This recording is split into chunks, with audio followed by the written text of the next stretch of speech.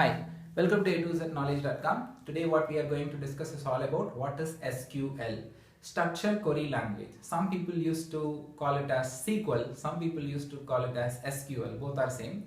So what is SQL?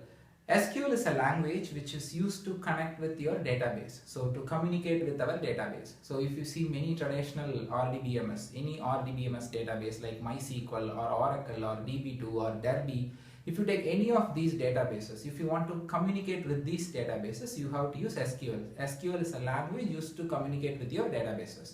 SQL 92 is a base language for all of this databases. If you see like MySQL or DB2 or Oracle, all these databases uses SQL as a query language. But there will be minor syntax changes between MySQL SQL to Oracle SQL, Oracle SQL to DB2 SQL. So there will be minor change, but most of the 80% of queries will be equal. So there was a big confusion, like what people used to ask me is what is the difference between SQL and database. So the question itself wrong actually. So there is we can't able to differentiate, both are different.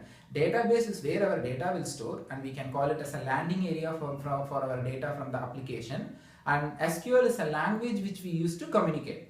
SQL is a query language, but if you see, we have programming language, right? C, C++, Java, like Python, Perl, Ruby. Similar to that, to connect with the database, we use SQL. So to connect with your machine, you want to tell something to your processor. So we can't able to speak in machine language. That's the reason we use high-level programming languages like Java, C, C++, all these languages to connect. Similarly, if you want to communicate with the database, you have to use SQL, Structured Query Language. So basically with the database, we can connect with we can communicate in three ways. First way is through SQL. It's a native way which we people used to work in the development environment, production environment, test environment. We have three environments basically: development, test and production. So we use this structured query language to just create a table, insert a record, select star from, so to read a data. So we do joins and everything through SQL.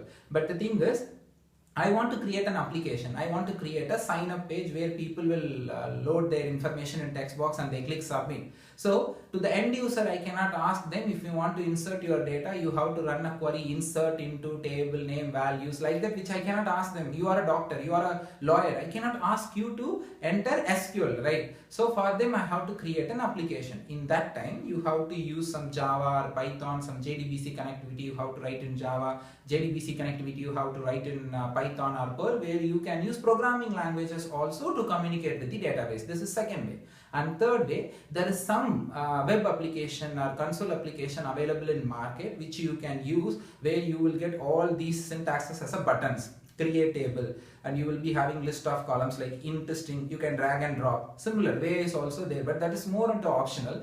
But the major three way of communicating is through some web UI, and if you are creating an application to connect, that is also possible. And the very important way is to connect with the native, that is SQL, because I cannot ask you to write a Java code to just do a select star from when you want to do it, right? So I'm a developer. So why should I have to write a Java program to connect with my MySQL? I need to create an application, then only I need to go for Java programming or Python to create an application. But for me, why I need an application? To connect, because I am a developer. So because for each and every time I cannot run my application to see the data, to insert the data, right? So we people who work in the development environment, test environment, we use SQL only for fast access. Just put SQL, select star from. Instead I have to open application and I can do. That is for end user. For us it is SQL. So the difference between, the question itself wrong. SQL is a language to communicate with your database, and database is where a landing area for all our data gets stored in a box we call database.